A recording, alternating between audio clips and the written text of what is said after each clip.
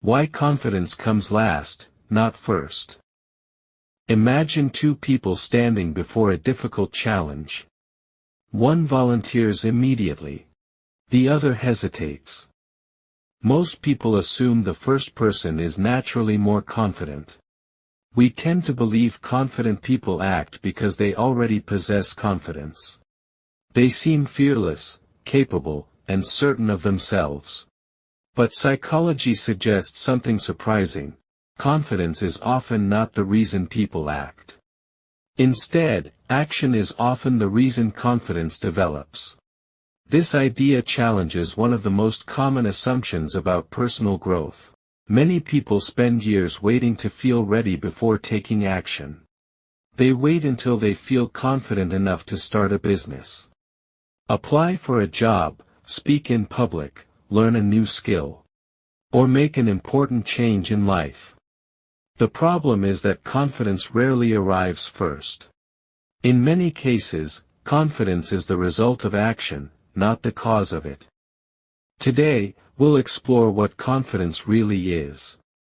What psychological research tells us about how it develops. And why taking small steps may be the fastest path to becoming more confident. The biggest misunderstanding about confidence. Many people treat confidence like a personality trait. They think some people are born with it and others are not. From this perspective, confidence seems almost like eye color or height. Something you either have or don't have. This belief creates a hidden problem. If confidence is something you're born with, then people who lack it may feel powerless to change. They may conclude that successful people simply have something they don't. But research paints a very different picture. Psychologists generally view confidence as a belief in your ability to handle a particular situation. Notice something important here. Confidence is not a general quality. A person can be confident in one area and insecure in another. A skilled musician may feel confident on stage but nervous in social situations. A successful business owner may confidently manage a company but feel uncertain when learning a new technology. Confidence is often specific, not universal. And because it is based on belief, it can change. Think about riding a bicycle. Very few people feel confident before their first attempt. Most people feel uncertain. They wobble. They make mistakes. They may even fall. Yet after enough practice, something changes. The bicycle hasn't changed. The person hasn't become a different human being. What changed is their experience. Through repeated practice, they developed confidence. Confidence followed experience.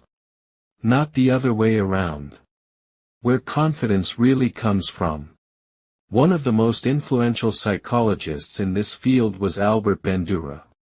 Bandura introduced the concept of self-efficacy. Self-efficacy is the belief that you can successfully perform a specific task. Decades of research have shown that self-efficacy plays a major role in motivation, persistence, and achievement. But where does it come from? Bandura identified several sources, and the most powerful source is something called mastery experience. In simple terms, successfully doing something. Every time you complete a difficult task, your brain receives new evidence. You solved the problem. You handled the challenge. You survived the discomfort. And your brain begins updating its expectations. It starts to think, maybe I can do this. Then another success occurs. And another. Each success becomes another piece of evidence. Over time, these experiences accumulate. Confidence grows naturally. This explains why experienced people often appear confident. Their confidence is not magic. It is not luck. It is not necessarily a special personality trait. It is evidence collected over time. What looks like confidence from the outside is often the result of many small victories that nobody else saw. Why waiting for confidence doesn't work. If confidence develops from experience, then waiting for confidence before acting creates a problem.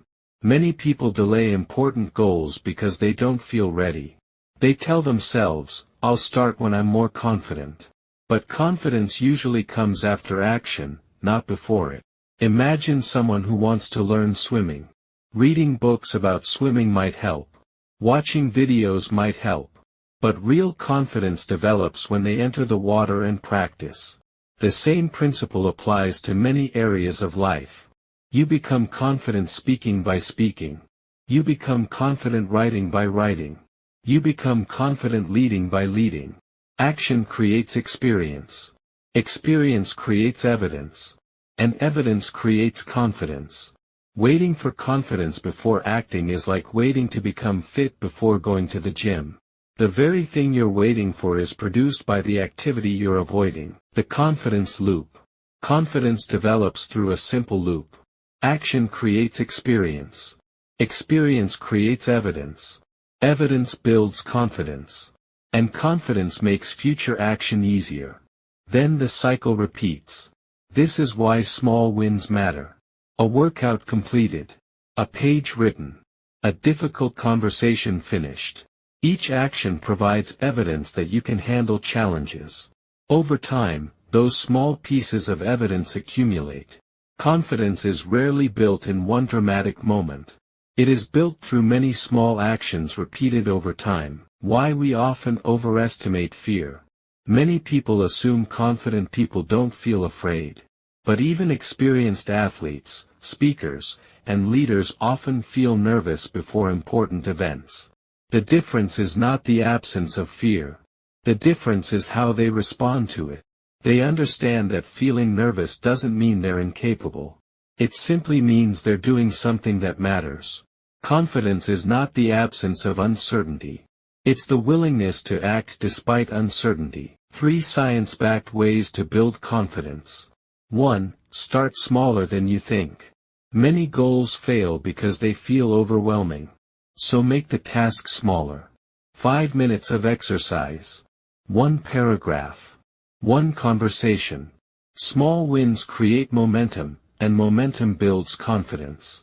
2. Focus on repetition, not perfection. Confidence rarely comes from doing something perfectly. It comes from doing it repeatedly. The more often you show up, the more familiar the challenge becomes. And familiarity makes action easier. 3. Collect evidence.